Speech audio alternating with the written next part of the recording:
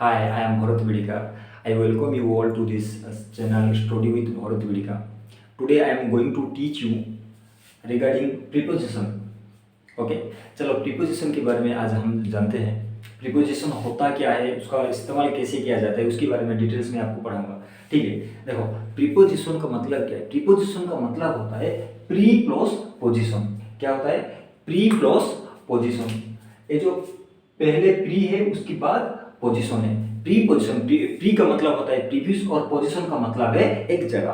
तो पोजीशन से पहले, उसका मतलब सीधा सीधा ये मतलब हुआ है जो एक पोजीशन से पहले जो लगता है उसको हम क्या बोलते हैं? प्रीपोजिशन बोलते हैं। देखो प्रीपोजिशन का एक्चुअल डेफिनेशन क्या होना चाहिए। देखो preposition is a word makes relationship of noun और pronoun with other words in a sentence. Preposition क्या करता है? प्रीपोजिशन एक वर्ड है। ये प्रीपोजिशन क्या करेगा? रिलेशन क्रिएट करेगा। किसके सामने रिलेशन क्रिएट करेगा?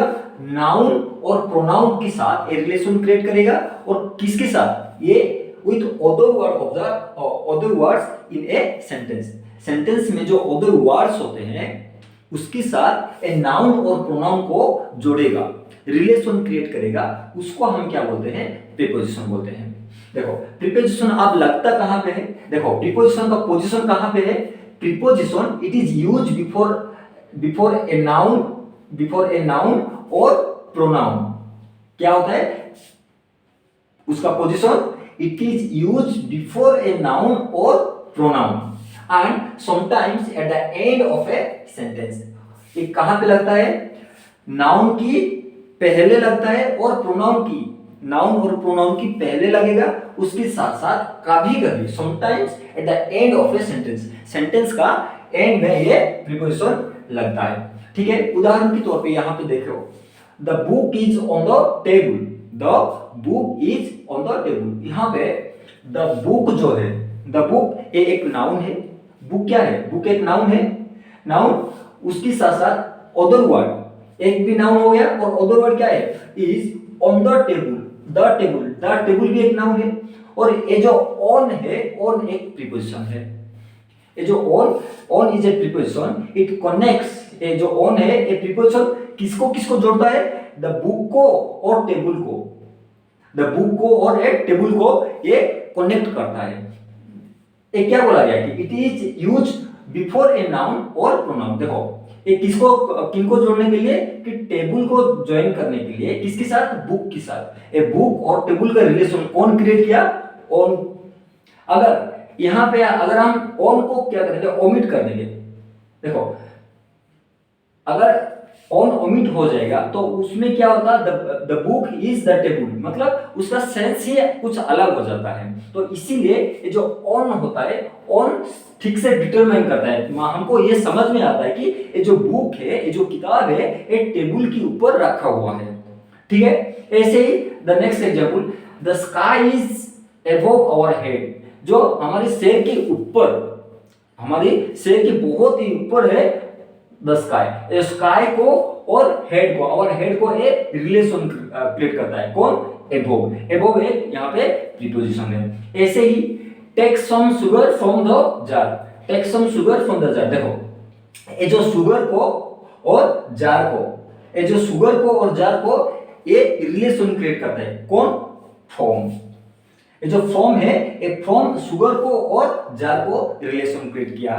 तो इसीलिए ये सब क्या होता है? प्रीपोजिशन होता है। ये सारे प्रीपोजिशन कैसे काम करते हैं? रिलेशनशिप क्रिएट करने के लिए। कौन सा रिलेशनशिप? किसके साथ? नाउन और प्रोनाउन और विद अदर वर्ड्स। यहाँ पे देखो, यहाँ पे क्या है? नाउन कौन है? शुगर नाउन है। ऐसे भी यहाँ पे जार भी क्या है? शुगर, क्या जार भी एक नाउन है। और ये जो फॉर्म है शुगर और नाउन जार को एक रिलेशन क्रिएट किया। तो इसीलिए in a simple sentence that preposition is a word which makes relationship between the noun and other word of the sentence. Sentence के बीच में एक वर्ड होगा, उसके साथ साथ जो दूसरा वर्ड्स होगा, नाउन के साथ साथ जो दूसरा वर्ड हुआ होगा सेंटेंस में, उसमें रिलेशन क्रिएट करेगा। उसको हम क्या बोलते हैं? प्रीपोजिशन बोलते हैं। ऐसे ही ये क्या होता है? Sometimes at the end of a sentence. तो ऐसे ही जो प्रीपोजिशन है, preposition sometime ends of the sentence, sentence के एंड में इस्तेमाल होता है। उदाहरण के तौर पे देखो, what are you looking for, यहाँ पे क्या लिखा हुआ है, what are you looking for मतलब तुम क्या ढूंढ रहे हो। हम सीधा सीधा इंग्लिश उसको हिंदी में ट्रांसलेट करें तो ऐसे होता है कि तुम क्या ढूंढ रहे हो। देखो यहाँ पे जो फॉर है, फॉर एक प्रीपोजिशन है, और ये जो प्रीपोजिशन है it is used at the end of the sentence, ये सेंटेंस के एंड में इस्तेमाल हुआ है। ऐसे ही in the very next sentence, this is the girl I was talking about, ये वो वही लड़की है जिसके बारे में मैं बात कर रहा था। ये जो लास्ट में लिखा गया है अबाउट, देखो अबाउट एक प्रीपोजिशन है। ऐसे ही here is the key that you looked for, ये आपका की है जो आप ढूंढे थे। देखो ये जो फॉर है, फॉर एंड में इस्तेमाल हुआ है। ये फॉर क्या है, फॉर एक प्रीपोजिशन है। ऐसे ही सेंटेंस में क्या करता है, सेंटेंस में रिलेशन क्रिएट करने के लिए, सेंटेंस में नाउन और प्रोनाउन के साथ अदर वर्ड्स को रिलेशन क्रिएट करने में हमको एक प्रीपोजिशन इस्तेमाल करना पड़ता है, और ये उनका बेसिक काम है कि रिलेशन कैसे क्रिएट करें। ठीक है, let's talk about the position. क्या प्रीपोजिशन, कौन कौन सा ऐसे प्रीपोजिशन है जो कि बहुत ही इंपॉर्टेंट है। Around 80% of the sentences use only those prepositions. देखो यहाँ पे कुछ इंपॉर्टेंट प्रीपोजिशन में लिखा हूं, ये जो प्रीपोजिशन है बहुत ही इंपॉर्टेंट है। ये अराउंड 80% जो सेंटेंसेस होता है ना, ये ज्यादातर वही सेंटेंस है, मतलब वही प्रीपोजिशन इस्तेमाल होता है। वो क्या क्या है, टू एक है, by, with, for, from, then, of, in, on, at, ये सब प्रीपोजिशन क्या होता है, ये लगभग 80 से ज्यादा % जो सेंटेंसेस इस्तेमाल होता है, हम लिखते हैं, उसमें यही जो प्रीपोजिशन होते हैं ना, इसको हम ज्यादातर इस्तेमाल करते हैं। और बहुत सारे प्रीपोजिशन है, उसमें इतना मतलब डोमिनेंसी नहीं है जितना ये सारे प्रीपोजिशन है। ये बहुत ही इंपॉर्टेंट रोल प्ले करते हैं। हर एक सेंटेंस में कुछ ना कुछ तुम इसके अंदर जो जितने प्रीपोजिशन है, हर एक सेंटेंस में तुमको देखने को मिलेगा ये सारे प्रीपोजिशन। ऐसे ही ये था कुछ इंपॉर्टेंट प्रीपोजिशन। और in the very next sessions I also tell you about the all about the use of prepositions and the place of use of preposition. Okay, आप कुछ बात कर लेते हैं कि टाइप ऑफ प्रीपोजिशन, प्रीपोजिशन कितने type का होता है। देखो प्रीपोजिशन का जो पहला टाइप होता है ए सिंपल प्रीपोजिशन होता है। ये सब वगैरह वगैरह देखो, to, by, with, for, from, then, of, in, on, at, ये सब क्या है, ये सब सिंगल वर्ड में बना हुआ है, ये सब सिंगल वर्ड में बना हुआ है। और ये सब क्या होता है, ये सिंपल प्रीपोजिशन है। देखो टू एक सिंपल प्रीपोजिशन, ऐसे ही in, of, for, by, on, under, offer, of, etcetera, ये सब क्या होता है, एक सिंपल प्रीपोजिशन है। मतलब उनका क्या होता है, उनका कोई कॉम्बिनेशंस नहीं है, ये दूसरे वर्ड के साथ ज्वाइन नहीं हुए हैं, ना उसका कोई प्रीफिक्स है या कोई कुछ ऐसा सफिक्स है, सफिक्स या प्रीफिक्स ऐसा कुछ मेंशन्स भी नहीं हुआ है। तो इसीलिए ये सब क्या हुआ है, उनका बेसिक वर्ड है, इसीलिए ये सब सिंपल प्रीपोजिशन है। उसके बाद आता है डबल प्रीपोजिशन। डबल प्रीपोजिशन मतलब दो प्रीपोजिशन मिल करके एक प्रीपोजिशन के जैसे काम करते हैं, उसको हम डबल प्रीपोजिशन बोलते हैं। उदाहरण के तौर पे इन टू मतलब इन एक प्रीपोजिशन, देखो इन एक प्रीपोजिशन और टू एक प्रीपोजिशन, ये दो प्रीपोजिशन मिल करके एक प्रीपोजिशन की तरह काम करते हैं, इसीलिए हम उनको डबल प्रीपोजिशन के नाम से हम ये सब जाने जाते हैं। ऐसे ही कंपाउंड प्रीपोजिशन क्या होता है कि दो मतलब एक प्रीपोजिशन होगा और उससे पहले कुछ सफिक्स ऐसा ऐड होकर के एक प्रीपोजिशन बनता है। देखो उदाहरण के तौर पे अक्रॉस एक कंपाउंड प्रीपोजिशन, ऐसे ही बिहाइंड एक कंपाउंड प्रीपोजिशन, बिसाइड एक कंपाउंड प्रीपोजिशन, अंडरनेथ एक कंपाउंड प्रीपोजिशन। देखो वहां पे जो अक्रॉस लिखा हुआ है ना, उसमें ए एक वर्ड है और क्रॉस एक वर्ड है, ये दो वर्ड मिल करके अक्रॉस हुए हैं, तो इसीलिए ए का मतलब होता है ऑन और क्रॉस का मतलब होता है क्रॉस।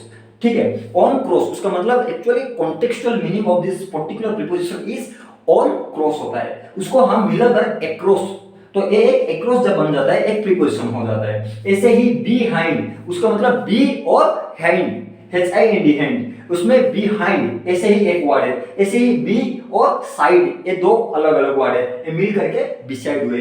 ऐसे ही अंडर एक वर्ड है और नेथ एक वर्ड है। ठीक है, ऐसे ही ये वर्ड सब क्या होगा, एक कंपाउंड प्रीपोजिशन। एक कंपाउंड प्रीपोजिशन मतलब जो दो वर्ड मिल करके एक प्रीपोजिशन क्रिएट करते हैं, प्रीपोजिशन होते हैं, उनको हम कंपाउंड प्रीपोजिशन बोलते हैं।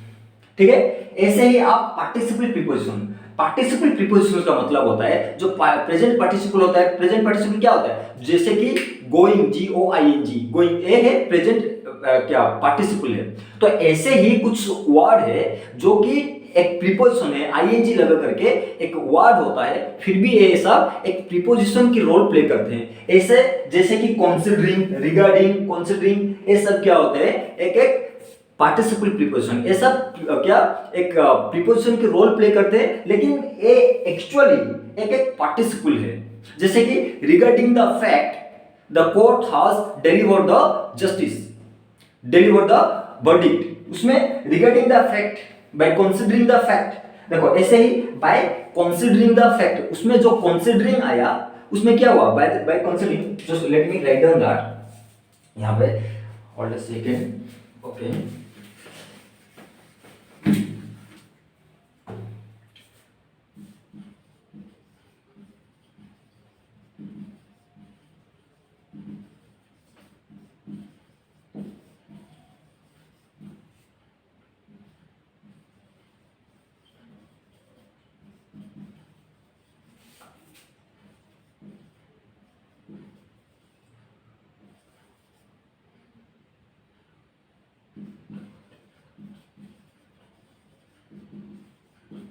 देखो यहाँ पे क्या लिखा हुआ है, by considering the fact the court has delivered the verdict. उसमें ये जो कंसीडरिंग है, कंसीडरिंग क्या है, कंसीडरिंग एक प्रीपोजिशन की तरह यूज हुआ है। ये किसको, किसके सामने, फैक्ट के सामने। फैक्ट क्या है, वहां पे एक नाउन है, इसे जो फैक्ट है, फैक्ट को डिस्क्राइब करता है। तो ऐसे ये जो ऐसे कंसीडरिंग हो गया, ऐसे ही उसके बाद रिगार्डिंग हो गया, ये सब क्या है, एक प्रीपोजिशन से, और ये सब एक पार्टिसिपल प्रीपोजिशन। पार्टिसिपल हमको कैसे पता चलता, क्योंकि here is mention ing mention होकर के ये सब क्या हो गया है, एक प्रीपोजिशन का रोल प्ले करते हैं। तो इसीलिए उसको हम क्या बोलते हैं, participle preposition. And the next one that is discourse preposition. इसमें बहुत सारे बच्चे, बहुत लोग ये कंफ्यूज होते हैं कि ये डिस्कोर्स प्रीपोजिशन होता क्या है। डिस्कोर्स प्रीपोजिशन का मतलब ये होता है जो प्रीपोजिशन एक्चुअल में दिखाई नहीं देता है लेकिन उसमें अंदर होता है। उदाहरण के तौर पे हम जब भी किसी को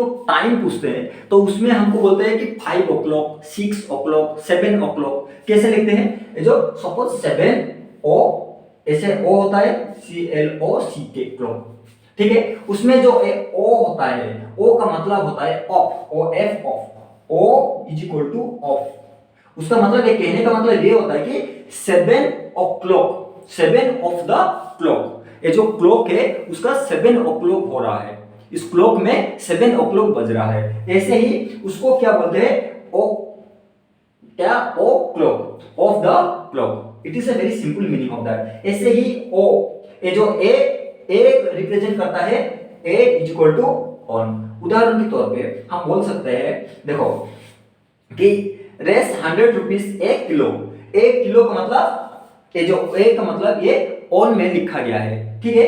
ऐसे ही ये सब क्या होता है, डिस्कोर्स प्रीपोजिशंस होता है, ठीक है। Just let me tell you about that, after this I will tell you about the types of use of the preposition, ठीक है।